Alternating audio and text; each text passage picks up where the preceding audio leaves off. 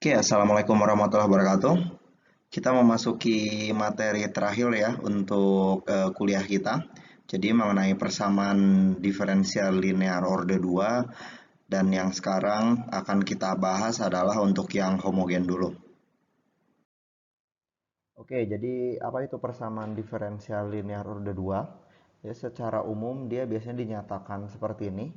Jadi kalau kalian perhatikan di sini dia ada fungsi y ini merupakan fungsi terhadap x ya, tidak dituliskan di sini. Jadi y-nya sebetulnya dia fungsi terhadap x. Kemudian karena dia persamaan diferensial orde 2, maka di sini ada turunan keduanya. Uh, ada turunan ke satunya juga atau order yang lebih rendah, dan ada turunan ke nol yang ini. Oke. Dan karena dia linear, maka tidak ada perkalian antar variabel y di sini. Oke, baik y dengan turunan keduanya atau turunan pertamanya. Dan juga di sini memiliki koefisien A1 dan A2. A1 dan A2-nya dalam kasus ini kita masih berupa fungsi konstan ya, atau hanya nilai konstan saja. Jadi tidak fungsi terhadap x, jadi hanya berupa nilai 1, 2. Dan kemudian di sini sama dengan ruas kanan suatu fungsi kx. Fungsi kx ini secara umum bebas bisa fungsi apapun. Dan sebagai catatan di sini di depan konstanta dari y double aksennya ini atau turunan keduanya ini dibuat satu ya, karena kalian selalu bisa membuat konstantanya satu di depannya. Oke, nah hari ini kita kan mulai bahas dulu untuk k-nya yang sama dengan 0. Jadi dia fungsi eksternal biasanya kalau saya bilangnya, karena saya orang dynamical system, ini fungsi eksternalnya berupa masih 0, dan ini disebut dengan PD linear orde 2, persamaan diferensial linear orde 2 yang homogen. Oke, karena k-nya sama dengan 0 maka dia disebut yang homogen. Nah, sekarang kita akan mencari solusi umum atau semua solusi yang memenuhi persamaan ini ya, persamaan di awal ini. Tapi kita akan mulai dulu dengan k yang sama dengan 0. Jadi kenapa kita mulai dari k yang sama dengan 0? Ya jelas karena dia lebih simpel atau kasus sederhananya. Dan kalau kalian mau mencari k yang tidak sama dengan 0 pun, kalian harus mencari solusi untuk k yang sama dengan 0 dulu. Jadi langkahnya ada dua kali untuk yang nanti non homogen ya.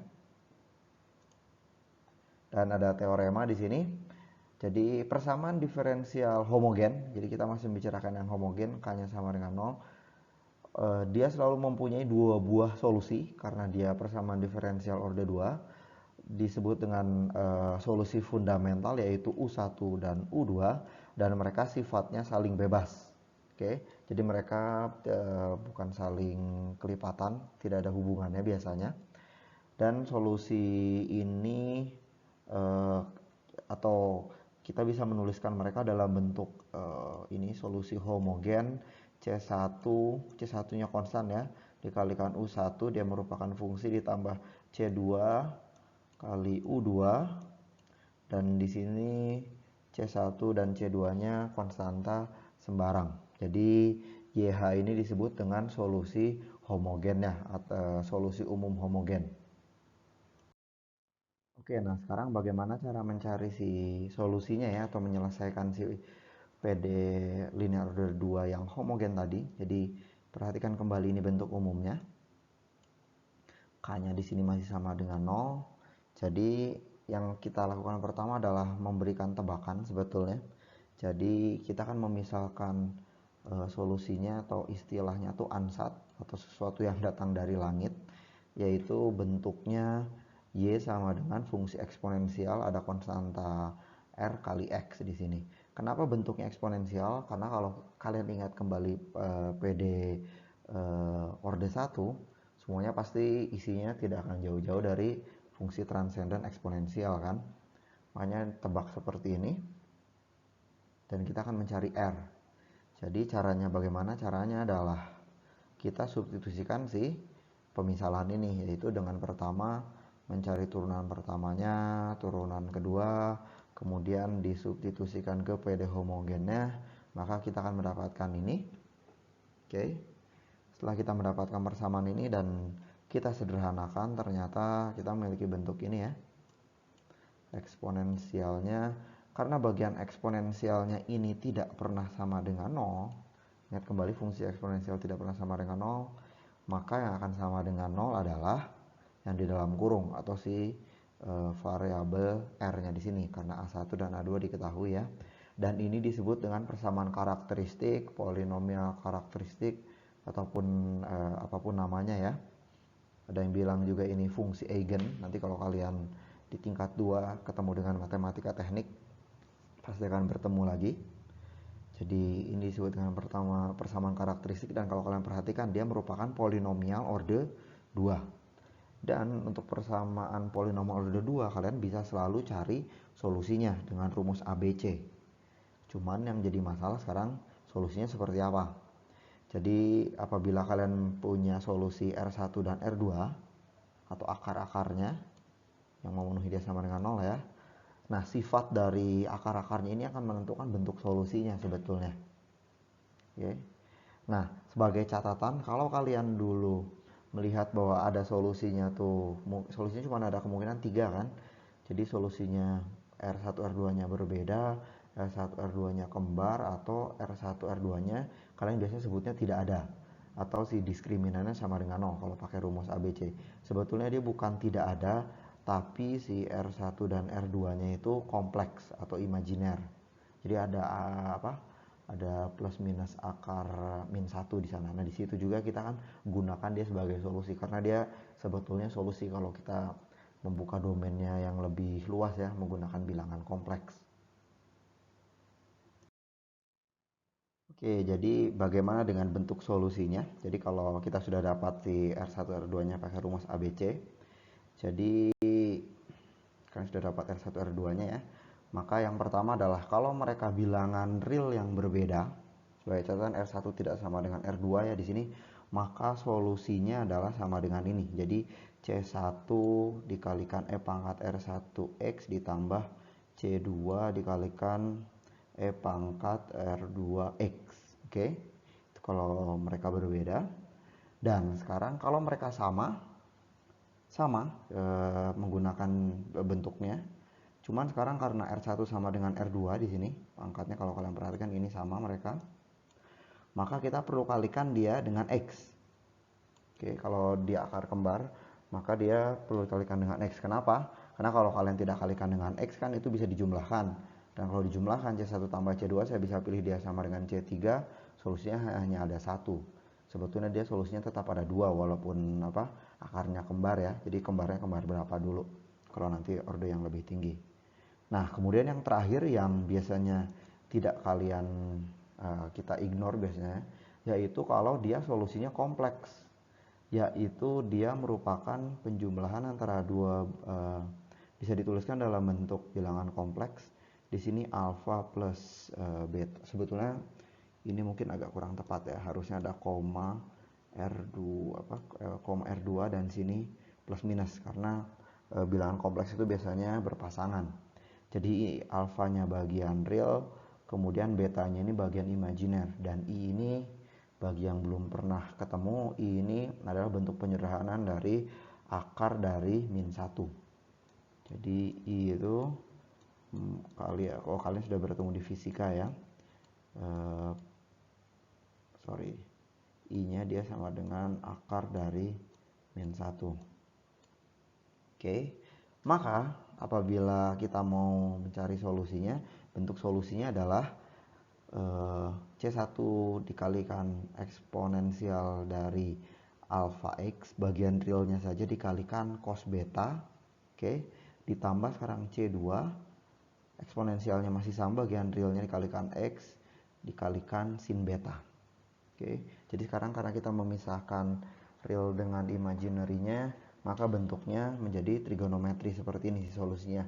Kenapa dia menjadi trigonometri? Sebetulnya dia bisa dijelaskan menggunakan deret Taylor. Jadi kenapa bisa dia dijelaskan menggunakan deret Taylor? Coba kalian substitusikan si R1-nya sama dengan alfa plus minus beta I ini ya. Kemudian kalian expand menggunakan Dirac Taylor, kalian pasti akan mendapatkan bentuk trigonometri yang ini sebetulnya. Sebagai latihan nanti mungkin akan saya tugaskan ya. Oke, jadi secara teori kalau untuk PD linear order 2 yang homogen itu sudah beres ya. Jadi teorinya tidak terlalu banyak. Tapi sebetulnya lebih ke harus berhati-hati ke teknis pengerjaannya apabila kalian mendapatkan soal. Jadi kita mulai dari contoh satu di sini ya. Jadi kalian punya persamaan diferensial order 2 di sini. Konstantanya di sini ada Y di depan Y double aksennya 1, kemudian di sini 7 untuk Y aksen dan 12 untuk di depan Y dan sama dengan 0 untuk yang homogen. Maka langkah pertama kalian mencari apa dulu? Jadi langkah pertama adalah mencari persamaan karakteristiknya atau polinom karakteristiknya. Jadi kalau kalian lihat langsung sebetulnya polinom karakteristiknya sama dengan apa? Sama dengan R ditambah 7R ditambah 12. Jadi ini persamaan karakteristiknya ya. Jadi kalau kalian lihat tuh sebetulnya kalau kalian mau lihat persamaan karakteristiknya tinggal diambil saja konstantanya dari si Y dari persamaan diferensial di sini ya, yang atas tadi di sini. Tinggal digantikan Y-nya dengan R, yang double aksen menjadi 2, yang aksen jadi pangkat 1 dan yang turunan ke 0 ya, dia tidak ada ya di sini depan 12. Nah, sekarang kita tinggal selesaikan dia menggunakan boleh pakai rumus ABC atau menyelesaikan pakai akar biasa. Maka setelah disederhanakan kalian mendapatkan ini, maka dari sini kalian mendapatkan bahwa akar-akarnya adalah min 3 dan min 4. Maka dari itu solusi umumnya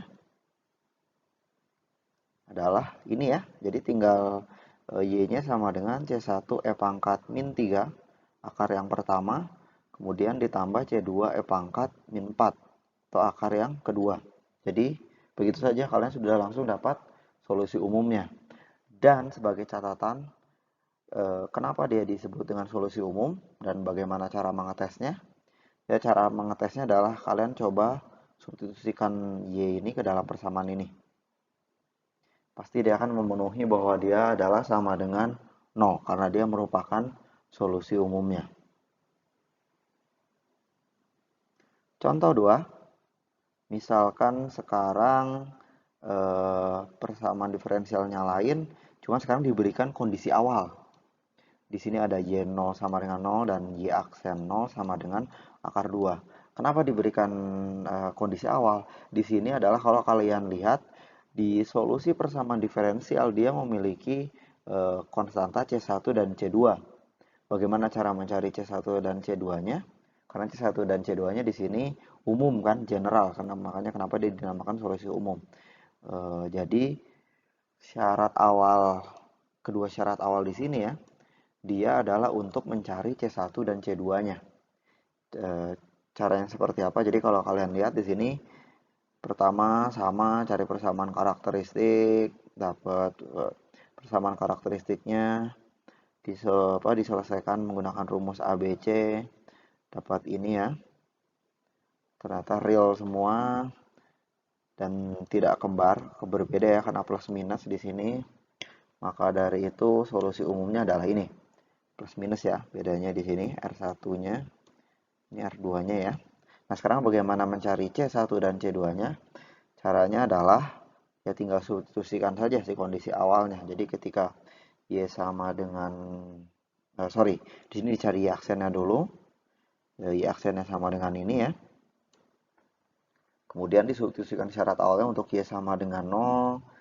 Dia mendapatkan bahwa C1 sama dengan C2 sama dengan min C1. Kemudian untuk turunannya substitusikan ketika X-nya sama dengan 0 ke sini ke Y aksen. Di situ didapatkan bahwa kalian memiliki hubungan ini agak panjang, jadi ada hubungan C1 dan C2-nya. Kalian memiliki persamaan linear, maka kalian bisa mendapatkan bahwa C1-nya sama dengan setengah dan C2-nya sama dengan min setengah. Maka dari itu solusi khususnya adalah ini ya, tinggal disubstitusikan C1 dan C2-nya. Jadi di sini hati-hati, ini disebut dengan solusi khusus karena dia hanya khusus untuk kondisi awal yang ini dan ini. Jadi untuk kondisi yang lain ya berbeda. Sedangkan solusi umumnya tetap ini ya. Jadi syarat awal yang diberikan di sini, ini disebutnya syarat awal, Y0 dan Y aksen 0, atau bisa saja tidak di 0 ya. Dia untuk mencari konstanta C1 dan C2 atau mencari solusi khususnya. Oke, contoh selanjutnya sekarang kita punya persamaan diferensial ini ya. Maka dari itu dengan cara yang sama persamaan karakteristiknya kalian dapat ini R kuadrat min 6R plus 9 sama dengan 0, dan ternyata akar-akarnya dia kembar, R-nya sama dengan 3 dan kembar. Dan dengan menggunakan teorema di slide sebelumnya ya, jadi kita akan dapatkan bahwa solusi umumnya adalah ini. Jadi ya karena 3-nya ini berulang 2 kali, di sini jadi 3, dan yang salah satunya harus dikalikan X. Jadi di sini harus ada X ya. Jadi yang untuk kembar tinggal ditambahkan X saja. Oke. Nah, sekarang contoh selanjutnya apabila kita memiliki persamaan diferensial ini. Nah, sekarang kalau kalian dapatkan persamaan karakteristiknya ini dan ternyata akar-akarnya kompleks. Jadi ini didapat dari rumus ABC ya, pasti pakai rumus ABC kalau dapat akar-akarnya kompleks. Maka bagian realnya sama dengan berapa? Bagian realnya sama dengan 2 ya, ini bagian realnya. Dan bagian imaginernya dia sama dengan 3. Oke, jadi kalian sudah dapat alfa dan betanya. Maka dari itu solusi umumnya adalah ini ya, dimasukkan ke formula yang tadi, eksponensialnya akan berapa? Jadi pangkat AX bagian eksponensialnya ya. Dan sedangkan ini untuk si bagian imaginary-nya untuk pengali bagian trigonometrinya, sin dan cos-nya. Oke. Jadi hanya seperti itu saja. Jadi secara umum bentuk solusinya hanya ada 3. Jadi akarnya berbeda, kembar ataupun kompleks. Cuman hati-hati ya ketika kalian mencari C1 dan C2-nya ya, ketika diberikan disuruh diberikan kondisi awal dan mencari solusi khusus. Jadi seharusnya ini jauh lebih mudah dibandingkan materi integral lipat yang sebelumnya, bagian ini. Oke, nah sekarang sebetulnya dari sini kita bisa mengambil perumuman kalau ordernya lebih tinggi sebetulnya. Maksud ordernya lebih tinggi adalah kalau kita punya persamaan diferensial order ke n, misalkan turunannya sampai ke n kali. Jadi misalkan bentuknya seperti ini secara umum, tapi dengan syarat dia masih linear ya. Maka persamaan karakteristiknya kalian punya polinomial order n. Dan kalian secara umum mungkin kalau kalian bisa mencari solusinya semuanya, sebetulnya ada software untuk mencarinya semua. Jadi bisa keluar dan kalian bisa langsung dapat solusinya. Nah, di sini misal kalau dicontoh ada persamaan diferensial order 4. Di sini juga terdapat order 3. Kemudian di sini ada order 2. Oke. Maka dari itu persamaan karakteristiknya adalah ini ya.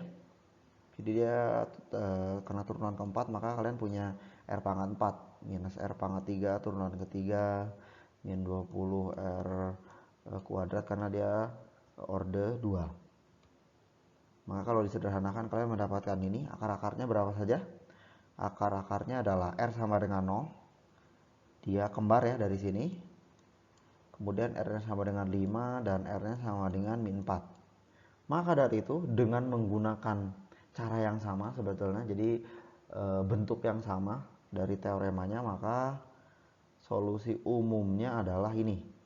Jadi ini untuk yang akarnya sama dengan R-nya sama dengan 0, pangkat 0 ya, jadi ini ya. Karena dia berulang maka dia dikalikan X di sini. Dan kemudian ini untuk yang akarnya R sama dengan 5 dan akarnya R sama dengan min 4. Jadi ini untuk perumumannya. Cuman ya ini tidak masuk ke bahan ujian sebetulnya, cuman lebih ke pengenalan karena kalian nanti pasti ketemu lagi. Jadi bahan ujiannya hanya sampai untuk orde 2 saja ya. Oke, berikut adalah latihan soal yang bisa kalian coba, dan ini diambil dari buku Purcell ya. Jadi bisa kalian uh, latihan juga dari sana sebetulnya. Jadi hati-hati ketika mengerjakan, terutama apabila bertemu dengan solusi yang kompleks. Karena saya yakin kalian tidak terlalu familiar dengan itu.